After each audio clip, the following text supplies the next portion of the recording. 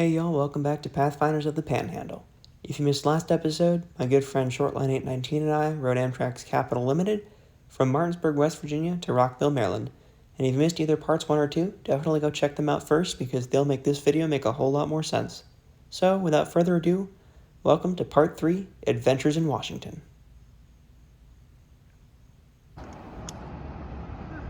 Well, it's not a 7. The old ones are more fun. They are. It's just train 2 of the day.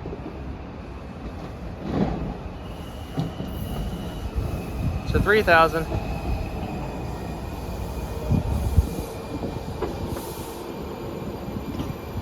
$31.92 looks good.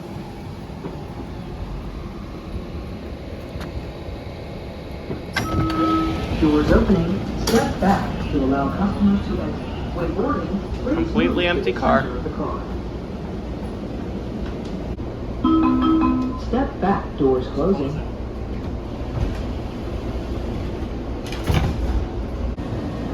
Well, y'all, North Flint is gone. Step back. Doors closing. They fixed all the signage. Van Ness. Never actually. We are. We're going to Potbelly because that's what we do, I guess. That's our thing. The station at the same time. 2 3,000s nonetheless. Are they gonna leave at the same time? Yes, they are.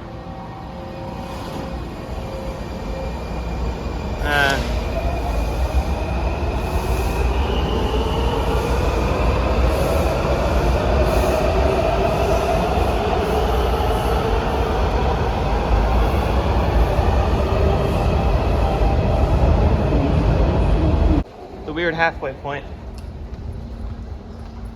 between the platform level and then the actual street. Only an up escalator here.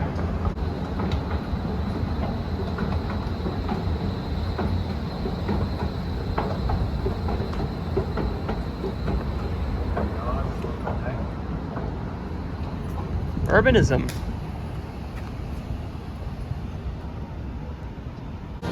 We're at Potbelly on Connecticut Avenue. Of course we gotta sit at the Metro table. It's wonderful. Uh-huh. Got the farmhouse salad, pretty good. You got the A turkey and Swiss with lettuce and mayo. wonderful. It's delicious. It's just M&T. What? Van SUDC. What are you doing? When you realize how long the red line is. Ooh, White Flint. White Flint. No North Bethesda.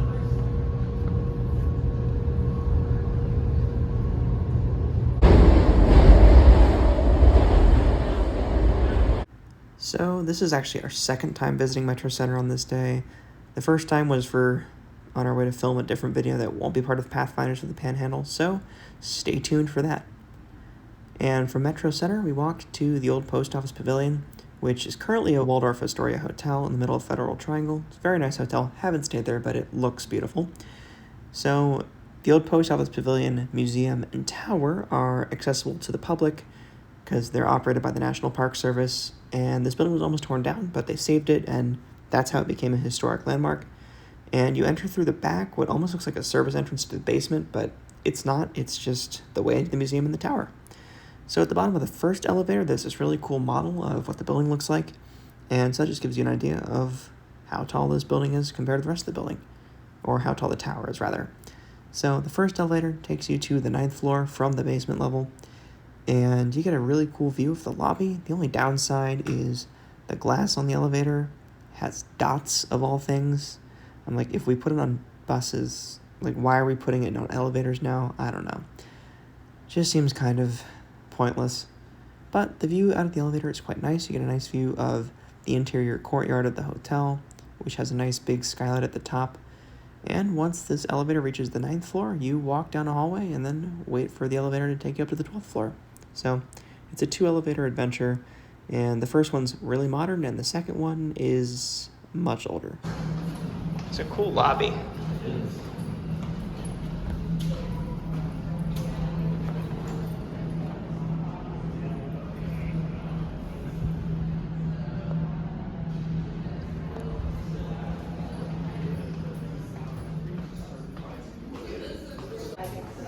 bit of a line. Just got up. Oh, there it goes. There's National Cathedral way out there. 14 feet shorter than this. There's the top. There's the mall. There's the Washington Monument. View of the National Mall there. Miles and miles. Meanwhile, this is Focus. There's the Capitol. There's the Basilica of the National Shrine of the Immaculate Conception, which is way out there, but it's the only building other than the Washington Monument that's taller than this in DC. And the Washington Monument, I think, on some lists doesn't count as a building just because it's not a habitable building, but the Basilica and this very much are. There's Arlington over there. It'll focus.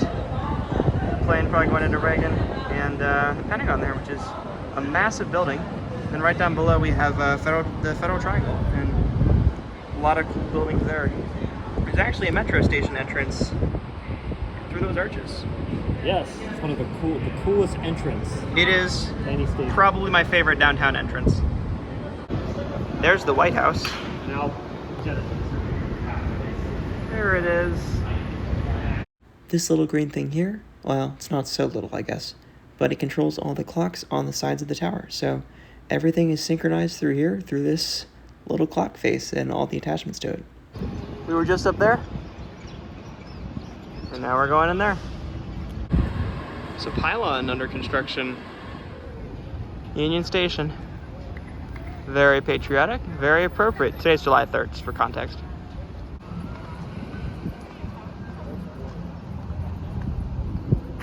There's the Capitol building.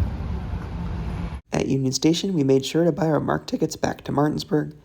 This is a really easy process. MARC has really straightforward ticket machines, so I gotta give props to MARC for having a really easy ticketing system. Washington, D.C. to Martinsburg, West Virginia. Note that none of these are in Maryland, but MARC, you've definitely got the best tickets I've seen, probably. yes. Here's the East Hall of Union Station. It's closed off right now. They got a little barrier in the way, but never actually been in there. This is where it is in relation to the main hall. So, very neat. So, with no warning, that train's been canceled.